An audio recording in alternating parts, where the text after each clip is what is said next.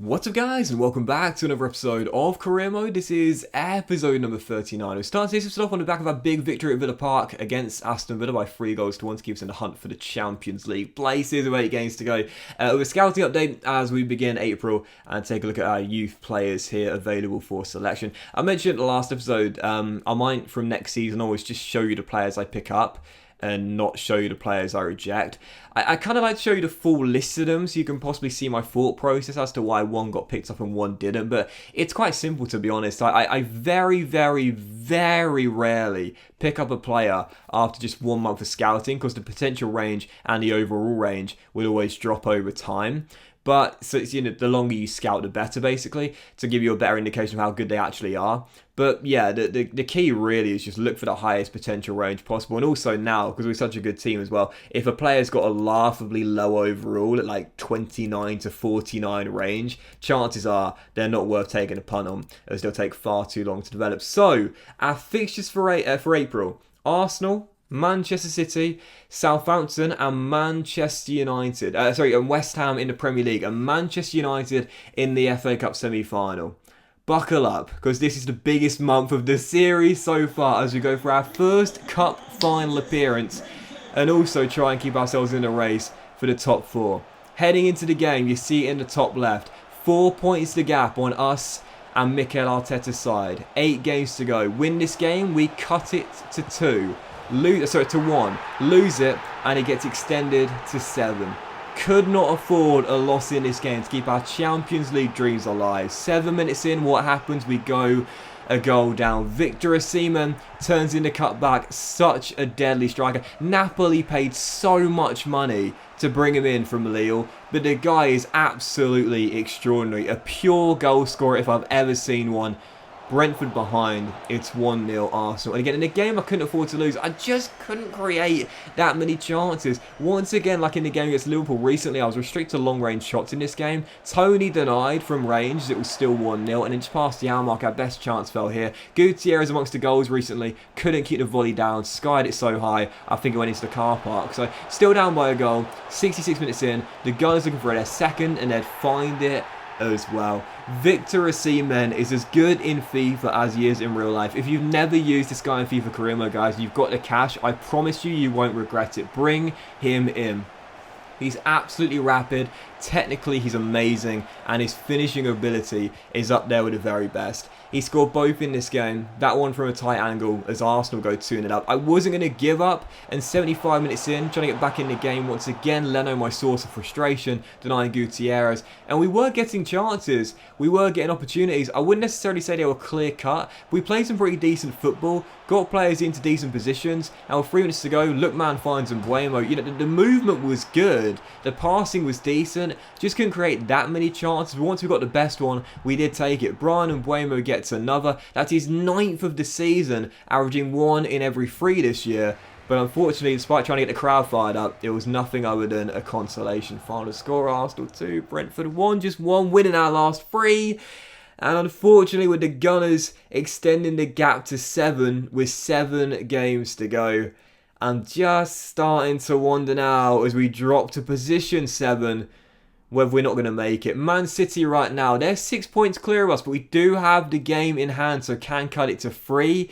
But I just don't know if we can compete for both the FA Cup and the Premier League as well. I just feel like it's one season too early to be doing that right now. Just don't have the legs, running out of steam towards the very end, and of course against the biggest of teams, struggling to keep our composure. Second game to this episode, needed to return to winning ways here, failed to win this one, and our Champions League dreams are basically dead. West Ham, Community Stadium, London derby. First couple of chances fall into us, and how I missed them both, I don't know. Gutierrez there smacking one off the crossbar, and I mean smacking it off the crossbar as it was still 0-0, and 41 minutes in, still deadlocked, beating the better team, played some good football, got some really good chances. The through balls were very impressive in this game. Well, 3 minutes to go, Tony through the middle, has Stanley to his left, Roberto to his right, and he says, do you know what, I'll take it all on myself. Ivan Toney doesn't miss the chance, bangs it in, keeping his Golden Boot dreams very much alive. He still leads the way in the race for the Golden Boot. Brentford 1, West Ham 0, and right before the break, finally, we break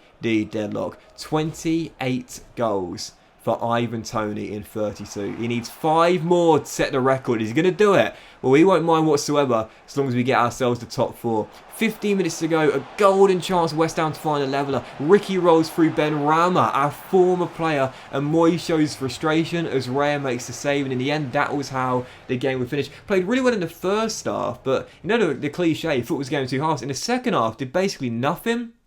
In the end, I was just relieved to know that the best chance West Ham got was saved by Raya. Final score, 1-0. We grind out the 3 points there in the London derby and keep ourselves in the hunt for the Champions League. We know we've got work to do. We know we need to win the vast majority of our remaining games. We know we are reliant on the teams above us to slip up as well. But with this man in the team, anything's possible. Early on into the clash on the South Coast against Ralph Hasenhüttl Southampton, 10 minutes in, it's another for Ivan Toney. However, whilst he's celebrating what he believes is goal number 29, you'll notice this goal was actually chalked off him. And my answer is why? Goal was clearly going in. Calabria tries to head it off the line, but heads it in off the underside of his own crossbar, and it goes down as an own goal. That is just, I'll tell you what, if Toney misses out on the record by 1 goal, I'm going to be fuming, because that was clearly his, but taken away. So Brentford in front. Unfortunately, it's not Toney's, but an own goal of Calabria, though it definitely should have been Toney's. And 90 minutes in, trying to make it 2, and Buemo denied, as we were still up by a goal. Corner away, cleared, only as far as Onyeka. Keeps the chance alive. Pratt tries to go for goal. Pass deflected and cleared. And the bad news was there in the passage of play. Onyeka goes down, stays down, and whilst he would soldier on for a bit, I took him off the precautionary method. That's a troubling sign, because Onyeka is one of the most underrated players in this team. Just before the hour mark, a chance to make it 2. Gutierrez denied, and we're still only leading by a goal. And like in the game against West Ham, I was thinking in the second half, we might just need to grind out the 3 points and hold on to the clean sheet in a 1-0 victory. But 3 minutes after the hour mark here, a chance to double our lead once again. Gutierrez rolls through Toney, the dynamic duo. And oh, I love that. Absolutely loves it. Ball rolls around Emi Ordero and dinks it in to the unguarded net. Says to the 4th official, says to the stat keeper, you're not taking that one away from me. That's Toney's goal. That's not a Calabria own goal, that's a Toney goal. As we get ourselves 2 goals up with a wonderful little finish there. And in a game where I played some pretty decent counter-attacking football as well. 68 minutes in, great dribbling by Ricky J. Jones. Over the top, Gutierrez runs onto it and chips it over. Ordero for our 3rd. Yeah, dominant display on the South Coast. And I mentioned this in the last episode, Roberto this season has been so good, like really, really good. But the season he's had has been completely overshadowed by Ivan Toney. 3-0 is the final score though, big victory on the South Coast. 1 for Toney and Gutierrez and a silly own goal as well, but hey, we'll take it. 3-0 the final score. Thoroughly deserved the win, no doubt about it. Back-to-back clean sheets is always nice, as well as David Raya out of nowhere has now got himself in the race for the Golden Glove. Unfortunately, the best bit of news coming at the end of full-time whistle was seeing this. Onyeka's injury, just a bruise. 5-day, thank goodness for that. So we missed the FA Cup semi-final against Manchester United, but I can't have him missing the run-in for the Champions League spots. We need Onyeka. He is such an underrated player in this team and a great defensive midfielder. So here we go then. This was it. Weekend, first ever trip to Wembley. FA Cup semi-final. Manchester United this season are going for the quadruple. The league title, they've already won the Carabao Cup. This the FA Cup. And also the Europa League they're going for as well. And for Brentford, major underdogs. Question was, can we pull off the shock and reach our first cup final of the series? Come on, you bees. Well, 6 minutes in to the game, the Red Devils had the first chance. I was really feeling nervous and really feeling pressure, and that pressure was amplified just 7 minutes in. You know me, I normally pass out from the back, but in this game I didn't want to take any chances. Hoofed it long with Raya, surrendered possession, Chong wins it back, and it's drilled in from just outside the area as Manchester United get themselves in front at Wembley. You know those long shots, almost impossible to stop. We can have 2 David Reyes in goal for this, and Alex McCarthy as well. No one's getting anywhere near it. Right into the top corner, the Red Devils in front. I was thinking, no, this is my dream, getting to Wembley with Brentford in Season 3. Don't let it turn into a nightmare. 25 minutes in, 2-0 down, and the difference in quality was just there for all to see. This is a new gen / regen youth striker. His name is Morgan Jackson. I'll show you his stats come the end of the game because they're absolutely amazing. He's only 21 years old, I think, but he makes it 2-0. The Red Devils double the lead. We weren't going to give up though. We're a really resilient team. We've battled back before, and I thought we can do it again. 30 minutes in, De Gea makes the save, and it's still 2-0. We really picked up after conceding the opening 2 goals. The only problem is we conceded the opening 2 goals. We'd looked really decent, to be fair, in the first half, but De Gea was making some brilliant saves. 2 minutes before the break, another one there denying Stanley Young as we're still down by 2.